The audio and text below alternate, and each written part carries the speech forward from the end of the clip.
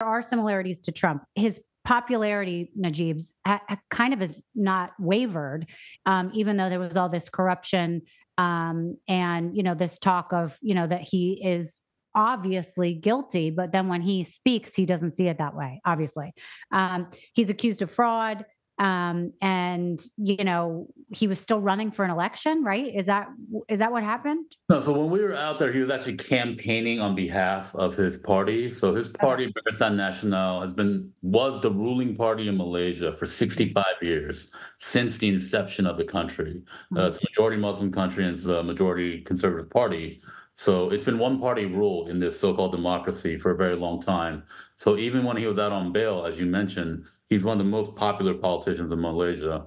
Yeah. So he's out there in the streets campaigning, and we're embedded with his crew for the first few days. We're in Malaysia, and we're seeing these adoring crowds. And this is during lockdown, this is during COVID. So Mhm. we're seeing tens of thousands of people in the streets. Although, to be fair, a lot of them are paid.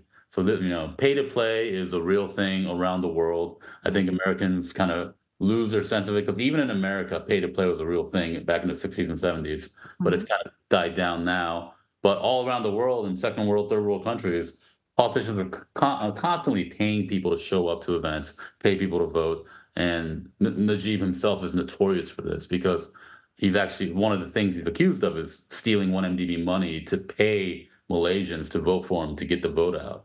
Got it. Um, so we're out there and we're seeing this guy, and he's like greeted like a rock star, even though he's already been sentenced to these charges.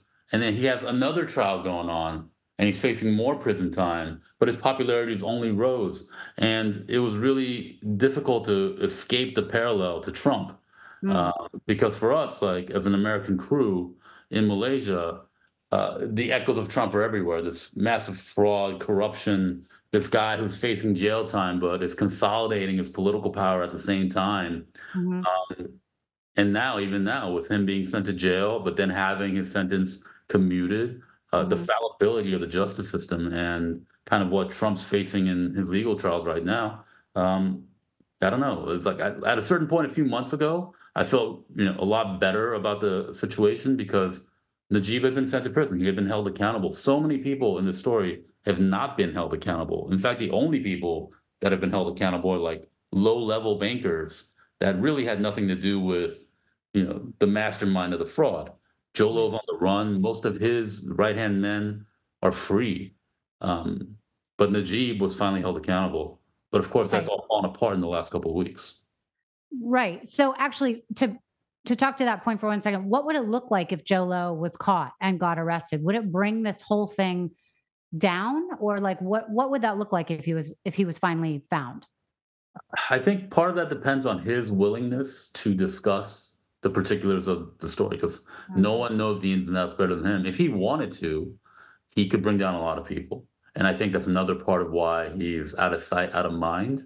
But yeah, that would be, I think, the ultimate level of accountability for at least the Malaysian government and for people who've been defrauded by this around the world. And it's not just Malaysian people. Like the Swedish pension fund was one of the biggest losers in this because they purchased the bonds from Goldman Sachs Right. through 1MDB, and they lost almost their entire portfolio. And they're involved in a huge lawsuit against Goldman Sachs and 1MDB for that. But yeah, if Jolo was caught, it would just really take the cover off the case and we learn the real truth about who's responsible for what.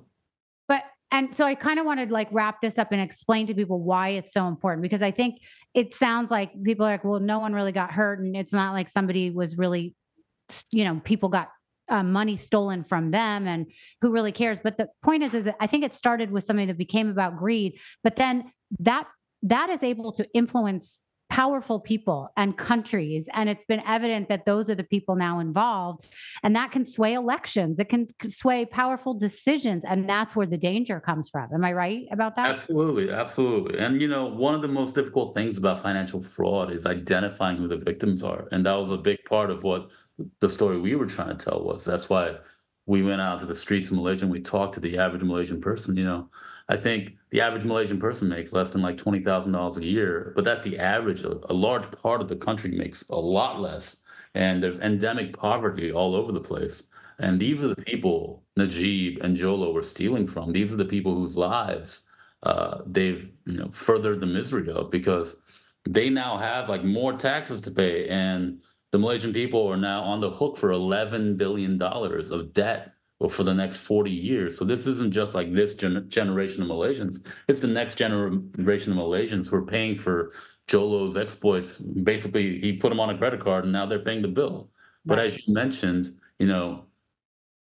Jeff Sessions, when he was the Attorney General of the Department of Justice under Donald Trump, was in negotiations to drop the case against Jolo in exchange for a Chinese dissident. Like, these are high level machinations happening just to protect a criminal, a Mhm. pretty low, a guy who's doing a lot of crime, but I mean, it's financial fraud, right? And to Mhm. protect him, we're willing to give up other assets that we have. And it becomes a geopolitical nightmare Right. because now, as you mentioned, like very important people are getting involved, very wealthy people, very powerful people. And those things should never be involved in this game that someone like Jolo is playing with Najib Razak.